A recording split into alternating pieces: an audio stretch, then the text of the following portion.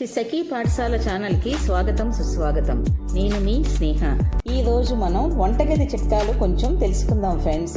గాదెల పిండికి మినపప్పును నానబెట్టేటప్పుడు చెంచా పెసరపప్పును వేసి నానబెట్టి దాన్ని రుబ్బి గారెలు వేస్తే మెత్తగా రుచిగా వస్తాయట.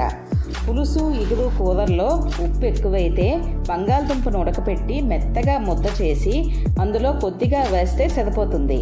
బియ్యం పురుగు పట్టకుండా ఉండాలంటే పుదీనాను ఎండబెట్టి పొడి చేసి అందులో జల్లితే మరి పురుగు పట్టవట. పెసలు త్వరగా పుచ్చిపోకుండా ఉండాలంటే నిలువ ఉంచిన డబ్బాలో 4 వెల్లుల్లి రేఖలు దంచి కొద్దిగా ఎండపెట్టి వాటిని అందులో వెయ్యాలట ఫ్రెండ్స్. ఎన్నో మిస్ కాకుండా ఉండాలంటే please like, share and subscribe and పక్కనున్న బెల్ ఐకాన్ని నొక్కి ఆన్ లో పెట్టుకోండి.